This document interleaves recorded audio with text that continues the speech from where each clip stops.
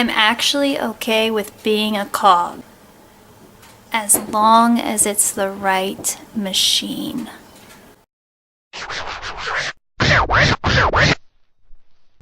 Metaphor with me.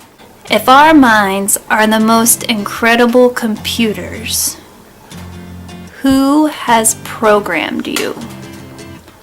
Who is continuing the operations?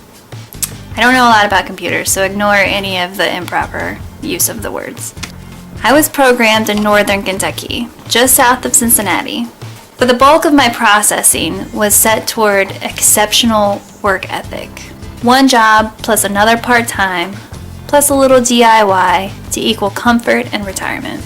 Whatever lifestyle was currently the standard, my goal was to spend the time necessary to rise a little above that mark. These are not bad things. This programming rids the body of any chance of idleness.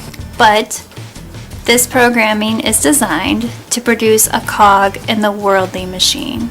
A machine that is dark, thoughtless, and has zero eternal rewards. This machine is moving even faster today in an attempt to distract you until you die. How difficult is it to step away from the machine, if only to read a book for an hour? Does anyone even read books anymore? Around 3 years ago, God provided enough pressure that I finally broke, spinning loose from the machine. His grace left me alone among all the other broken parts, with enough time to think. It's a gift that we have the ability to think. We often forget this.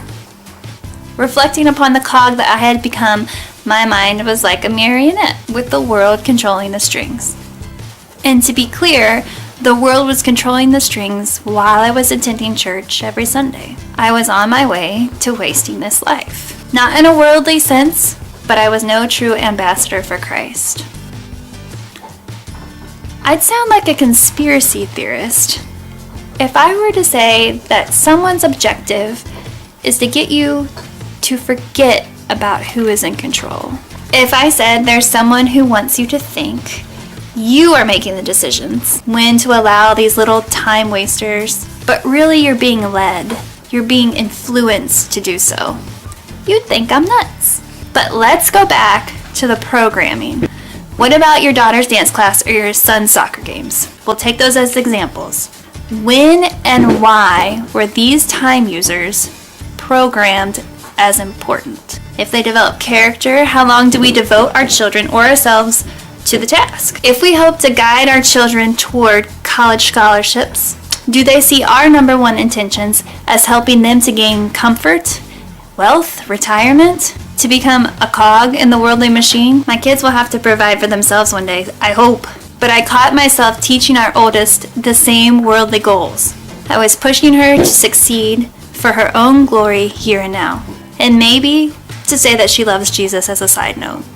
She wouldn't have understood what it meant to take up the cross and follow him. The way I speak to my daughter has changed. For instance, within the last year, she has spent a lot of time swimming.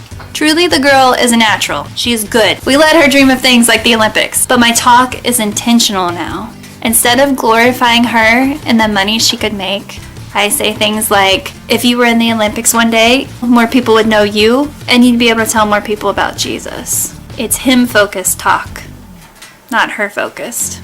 And it takes everything I have to sound as authentic as I can when I tell her this and when I make this video, because these words have been spoken so much that they can lose the meaning. I want my children to live for Christ.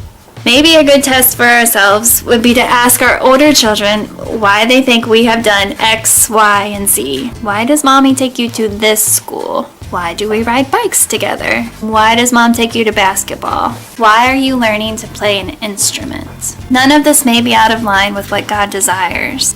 All of it has the potential to bring him glory. My task as a 30-something, raising kids in the thick of no one has time for anything, is to raise awareness. Those who believe the Bible believe there is a prince of this world whose intention is to rob, kill, steal, and destroy. It takes effort to remain focused on God with the distractions of this world, especially during this busy time of life. I was programmed to think that dance classes, piano, gymnastics, private schools, karate, Boy and Girl Scouts, family vacations, swimming pools, houses, cars, friends, and retirement were essential goals of this life.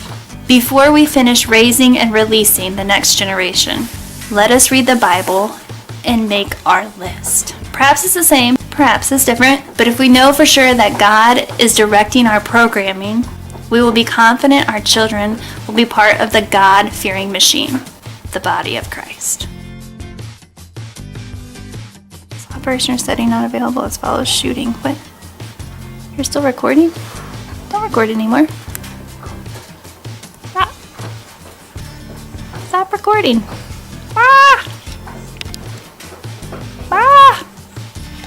Hey, if you don't know this technology stuff, here's how it works. There's a subscribe button that will keep you up to date with this channel. The thumbs up or down lets me know if you like it or not. The comments will tell me what you want more of, what you want less of. And the more you share the video on other social sites, the more folks have the opportunity to watch it. Thanks.